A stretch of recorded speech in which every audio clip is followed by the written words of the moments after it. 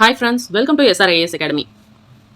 இந்த வீடியோவில் இந்திய தேசிய இயக்கம் இந்தியன் நேஷனல் மூமெண்ட்டில் ஆங்கிலேய ஆட்சிக்கு எதிராக தமிழகத்தில் நிகழ்ந்த தொடக்க கால கிளர்ச்சிகள்னு 10th புக்கோட ஹிஸ்ட்ரியில் இருக்க ஒரு டாப்பிக்கில் இருக்க கொஷின்ஸ் எல்லாத்தையுமே பார்க்க போகிறோம். வாங்க படிக்கலாம். ஃபர்ஸ்ட் கொஷின், வாரங்களை சார்ந்த எந்த அரசர் காலத்தில் பாளையக்காரன் முறை நடைமுறைப்படுத்தப்பட்டது?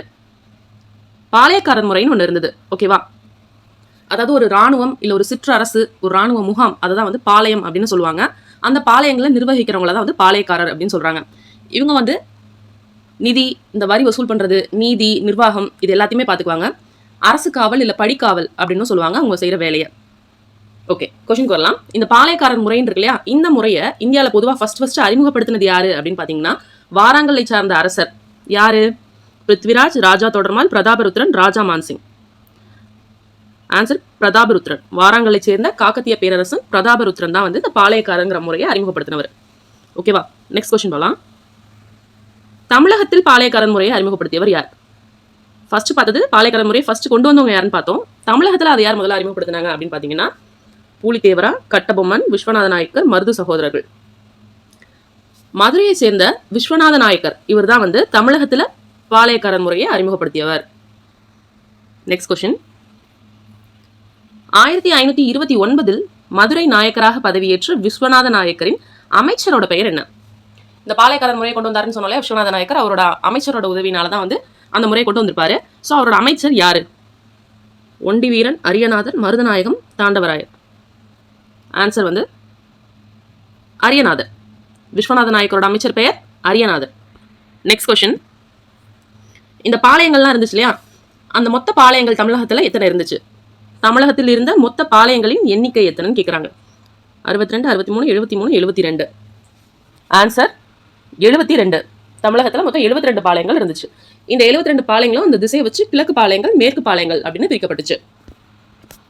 நெக்ஸ்ட் கொஸ்டின், கீழ்கண்டவற்றுள் எது கிழக்கு பாளையம் அல்ல? கொஸ்டின் நல்லா பண்ணுங்க. கிழக்கு பாளையம் இல்லாதது எதுன்னு கேட்டிருக்காங்க. சாத்தூர், நாகலாபுரம், பாஞ்சாலங்குறிச்சி, சிங்கம்பட்டி. சாத்தூர், நாகலாபுரம், பாஞ்சாலங்குறிச்சி எல்லாம் கிழக்கு பாளையம். சிங்கம்பட்டி அப்படிங்கிறது மேற்கு பாளையம். So answer Singampatti. Next question, Arcot நவாபின் சகோதரர் யார்? ஆற்காடு நவாபின் சகோதரர் மாபூஸ் கான். நெக்ஸ்ட், மார்ச் 1755 மாபூஸ் கான் யார் தலைமையிலான கம்பெனி படை ஒன்றை அழைத்துக் கொண்டு திருநெல்வேலிக்கு சென்றார்? Answer colonel Heron.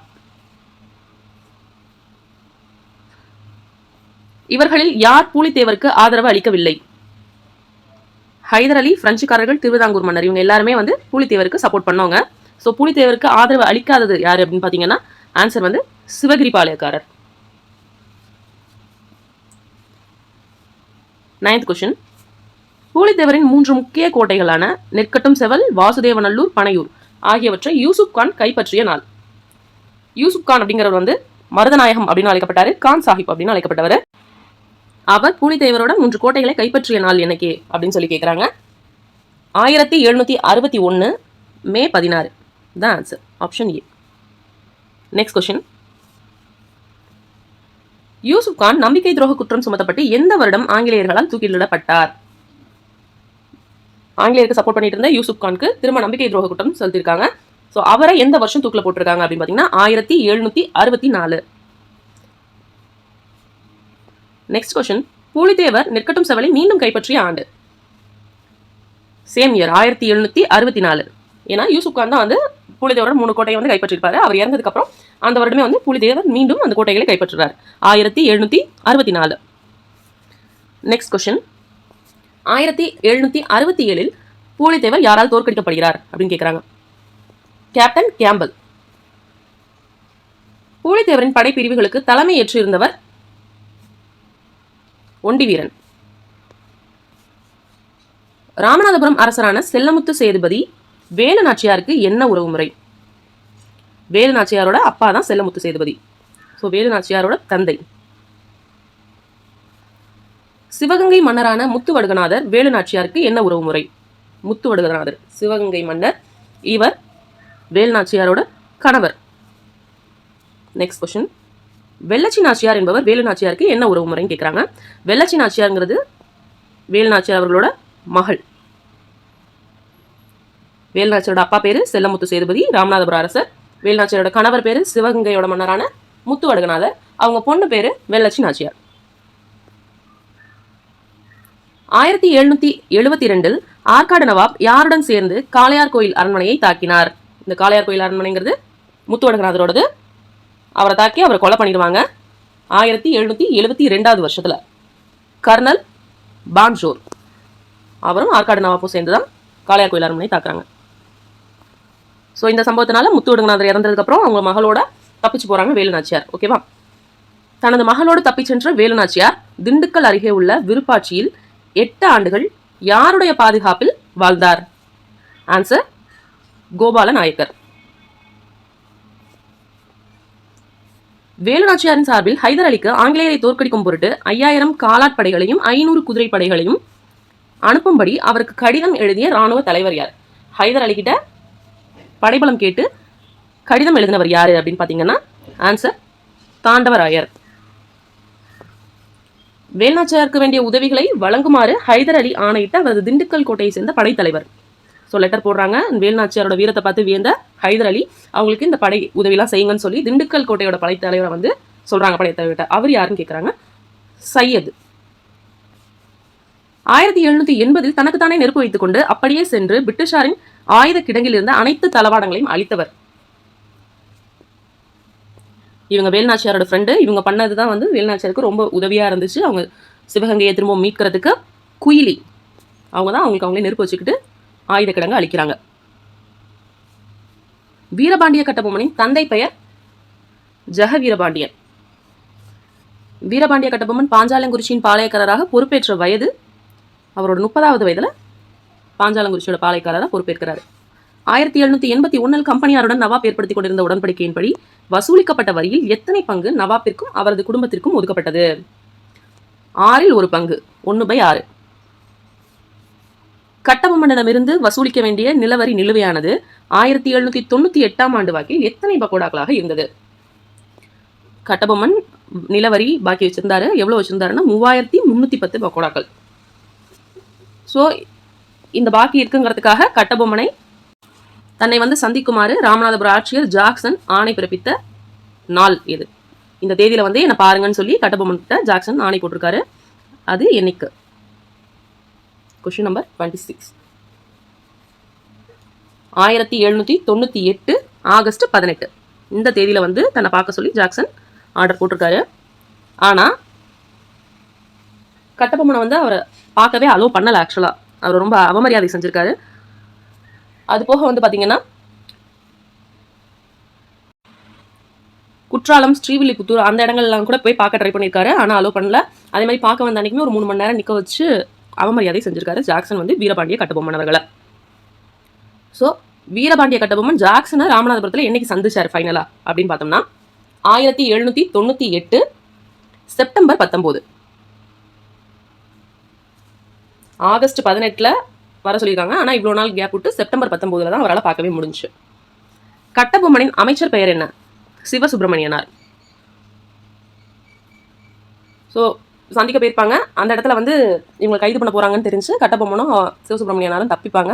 அப்போ தப்பிக்கிற சமயத்தில் வந்து பார்த்தீங்கன்னா அந்த கோட்டை வாசலில் இருந்து லெப்டினன்ட் கிளார்க் அப்படிங்கிறவர் கொல்லப்பட்டிருப்பாரு. அது தப்பிச்சு போகிறப்ப திரும்ப மாட்டிப்பாரு. என்ன சொல்லுவாங்க அப்படின்னா இவராகவே மதராஸ் குழுவில் போய் ஆஜராகணும், விசாரிக்க வரணும் அப்படின்னு சொல்லுவாங்க. ஸோ மதராஸ் ஆட்சி குழு விசாரிச்சிருப்பாங்க இல்லையா, அவங்கள இல்லாதவர் யார்? இதுதான் அடுத்த கொஸ்டின். மதராஸ் ஆட்சி குழுவில் இடம் பெறாதவர் யார்? Answer William Bentinck, William brown, William ஓரம், ஜான் காசாமோர். இவங்கெல்லாம் தான் வந்து அந்த மதராஸ் ஆட்சிக்குழு விசாரணையில் இருந்தாங்க. ஸோ அந்த மதராஸ் ஆட்சிக்குழுவின் முன்பாக கட்டபொம்மன் விசாரணைக்கு ஆஜரான நாள் என்னைக்கு அவர் வந்து ஆஜரானாரு அப்படின்னு பார்த்தீங்கன்னா 1798 டிசம்பர் 15. ஜாக்சன் வந்து ஜாக்சன் மேலே தப்பு இருக்குது, கட்டபொம்மன் மேலே தப்பு இல்லை அப்படின்னு சொல்லி ஜாக்சன் வந்து என்ன பண்ணிடுவாங்கன்னா பதவி நீக்கம் செஞ்சிருவாங்க. அவருக்கு பதிலாக புதிய ஆட்சியராக ஒருத்தர் நியமிப்பாங்க. அவங்க யார் அப்படின்னு சொல்லி கேட்குறாங்க. Answer SR Lushington. நெக்ஸ்ட், தென்னிந்திய கூட்டமைப்பை ஏற்படுத்தி அதன் தலைவராக செயல்பட்டவர் யார்? ஆன்சர் மருது பாண்டியர். தென்னிந்திய கூட்டமைப்பில் இணைய மறுத்த எந்த பாளையக்காரரை நோக்கி கட்டபொம்மன் படையெடுத்தார்? சிவகிரி பாளையக்காரர்கள் தான் சேரமாட்டேன்னு சொல்லுவாங்க. ஸோ அவங்க மேலே தாக்குதல் செய்யணும்னு கட்டபொம்மன் நினைப்பாரு. ஆனால் சிவகிரி பாளையக்காரர்கள் வந்து ஆங்கிலேயருக்கு கப்பம் கட்டுறவங்களா இருந்திருப்பாங்க. ஸோ அவங்கள தாக்குனா அது ஆங்கிலேயரோட டேரெக்டாக மோதுற மாதிரி தான். ஸோ இதனால ஆங்கிலேயர்கள் வந்து கட்டபொம்மன் மேலே படையெடுத்து வராங்க. Next question. மே 1799 மதராஸில் இருந்த வெல்லஸ்லி பிரபு எந்த பகுதியில் நிறுத்தி வைக்கப்பட்டிருந்த படைகளை திருநெல்வேலி நோக்கி செல்ல உத்தரவிட்டார்? திருச்சிராப்பள்ளி, மதுரை, தஞ்சாவூர் இந்த 3 இடத்துலயும் இருந்த படைகள் எல்லாத்தையும் திருநெல்வேலிக்கு போங்க அப்படின்னு சொல்லி வெல்லஸ்லி பிரபு உத்தரவு போடுறாரு. திருநெல்வேலியை தாக்க சென்ற கம்பெனி படைகளுக்கு தலைமை தாங்கியவர் யார்? Major Bannerman. கட்டபொம்மனை சரணடைய கூறிய நிபந்தனையானது என்று வழங்கப்பட்டது? இந்த படைகள் எல்லாம் கூட்டிட்டு மேஜர் பானர்மேன் தலைமையில வந்து பாஞ்சாலங்குறிச்சிக்கு போயிட்டாங்க. அங்க போயிட்டு கட்டபொம்மன்கிட்ட சரணடைய சொல்லி ஒரு ஆர்டர் போடுறாங்க. அது எந்த தேதியில வழங்கப்பட்டிருக்கு அப்படின்னு பாத்தீங்கன்னா 1799 செப்டம்பர் 1 அன்னைக்கு சொல்றாங்க கட்டபொம்மனை சரணடைய சொல்லி. ஆனா கட்டபொம்மன் சரணடைய மாட்டாரு. அதே மாதிரி ஒருத்தர் தூது அனுப்புறாங்க. கட்டபொம்மனை சரணடைய சொல்லி பானர்மேன் யாரை தூது அனுப்பினார்? ஆன்சர் ராமலிங்கனார். இந்த ராமலிங்கனார்ங்கிறவரை தூது அனுப்புறாங்க. இவர் உள்ள போயிட்டு கோட்டையோட ரகசியங்கள்லாம் தெரிஞ்சுட்டு வெளியில வந்துடுறாரு. Next question. புதுக்கோட்டைக்கு தப்பி சென்ற கட்டபொம்மனை காட்டி கொடுத்தவர்கள் யார்? புதுக்கோட்டை அரசரும் எட்டயபுர அரசர் ஏ மற்றும் பி இவங்க 2 பேருமே கட்டபொம்மனை காட்டி கொடுத்து துரோகம் செஞ்சிருவாங்க. செப்டம்பர் 13 அன்று சிவசுப்பிரமணியனார் எந்த ஊரில் தூக்கிலிடப்பட்டார்? சிவசுப்பிரமணியர் வந்து அன்னைக்கு கைது ஆயிருப்பாங்க. அவரை வந்து எங்க தூக்கில போட்டிருப்பாங்க அப்படின்னு பாத்தீங்கன்னா செப்டம்பர் 13 அன்னைக்கு நாகலாபுரத்தில் தூக்கில போட்டிருக்காங்க. புதுக்கோட்டையில இருந்து கட்டபொம்மனையும் பிடிச்சிட்டு வந்துட்டாங்க இல்லையா, அவரை எந்த ஊர்ல தூக்கில போட்டிருப்பாங்க அப்படின்னு பாத்தீங்கன்னா கயத்தாறுல தூக்கில போட்டிருப்பாங்க. சிவசுப்பிரமணியனார் நாகலாபுரம், கட்டபொம்மன் கயத்தாறு. Next question. 1801 பாளையங்கோட்டை சிறையிலிருந்து தப்பி கமுதியில் பதுங்கி இருந்த கட்டபொம்மனின் சகோதரர்களான ஊமைத்துரைக்கும் செவத்தையாவுக்கும் சின்னமருது எங்கு அடைக்கலம் கொடுத்தார்? கட்டபொம்மனோட சகோதரர்கள் இவங்க 2 பேரும். இவங்களுக்கு சின்னமருது வந்து சிறுவயல் அப்படிங்கிற இடத்துல அவரோட தலைமையிடம் அங்க அடைக்கலம் கொடுத்து வச்சிருந்தாரு. மருது சகோதரர்கள் ஜூன் 1801 நாட்டின் விடுதலையை முன்னிறுத்தே ஒரு பிரகடனத்தை வெளியிட்டனர். அது எவ்வாறு அழைக்கப்படுகிறது?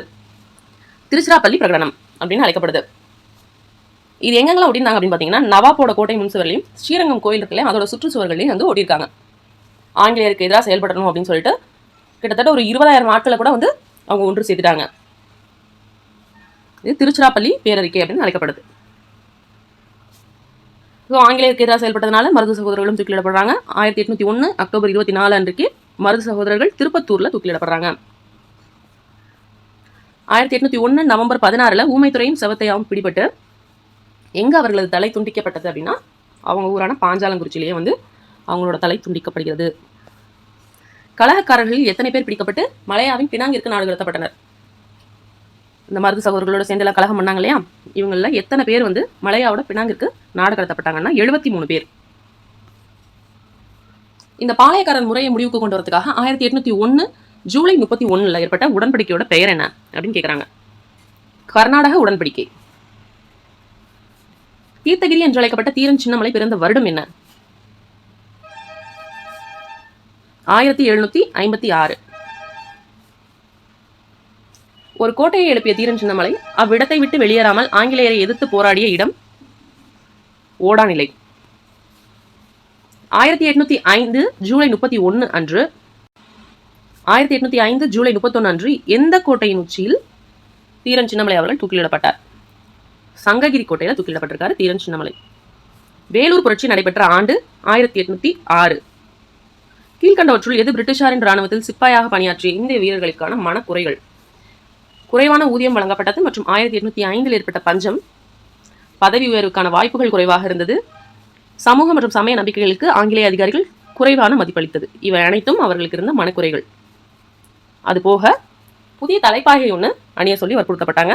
அதுதான் உடனடி காரணமா இருந்துச்சு வேலூர் புரட்சிக்கு. 1806 ஜூலை 10 அன்று அதிகாலையிலேயே எந்த படைப்பிரிவின் இந்திய சிப்பாய்கள் துப்பாக்கிகளின் முழக்கத்தோடு புரட்சியில் இறங்கினர்? முதல் மற்றும் 23ஆம் படைப்பிரிவு. இந்த 2 படைப்பிரிவில் இருந்தவங்களுமே வந்து புரட்சியை ஆரம்பிச்சிட்டாங்க. இந்த வேலூர் புரட்சியின் போது முதலில் பலியான காவல் படையோட உயர் பொறுப்பு வகித்தவர்? வேலூர் புரட்சி எப்ப ஃபர்ஸ்ட் பலியான ஆங்கிலேய அதிகாரி யாரு அப்படின்னு சொல்லி கேட்குறாங்க. கர்னல் பான்கோட். கோட்டைக்கு வெளியே இருந்து ஆற்காட்டின் குதிரைப்படை தளபதியாக இருந்த கர்னல் கில்லஸ்பிக்கு தகவல் கொடுத்தவர் யார்? Major goods. புரட்சிக்காரர்கள் திப்புவின் மூத்த மகனான பதே ஹைதரை புதிய மன்னராக பிரகடனம் செய்து மைசூர் சுல்தானின் எந்த கொடியை கோட்டையில் ஏற்றினர்? புலிக்கொடி. புரட்சி நடக்க காரணமானவர்கள் என்று பணி நீக்கம் செய்யப்பட்டு இங்கிலாந்துக்கு திருப்பி அழைக்கப்பட்டவர்கள் ஜான் கிரடாக், அக்னியோ, வில்லியம் பென்னிங். இவங்க 3 பேருமே இங்கிலாந்துக்கு திருப்பி அழைச்சிட்டாங்க. ஹோப் இந்த வீடியோ உங்களுக்கு யூஸ்ஃபுல்லாக இருந்திருக்கும்னு நினைக்கிறேன். அந்த சாப்டரில் இருக்க ரொம்ப முக்கியமான கொஸ்டின்ஸ் எல்லாமே எடுத்துட்டோம். இன்னும் இதே மாதிரி வீடியோஸ் நிறைய வேணும் அப்படின்னா நம்ம சேனலுக்கு சப்ஸ்கிரைப் பண்ணுங்கள் அண்ட் சப்போர்ட் பண்ணுங்கள். உங்கள் ஃப்ரெண்ட்ஸ்க்கு இதை ஷேர் பண்ணுங்கள், அவங்களுக்கும் யூஸ்ஃபுல்லாக இருக்கும். Happy learning. தேங்க்ஸ் ஃபார் வாட்சிங்.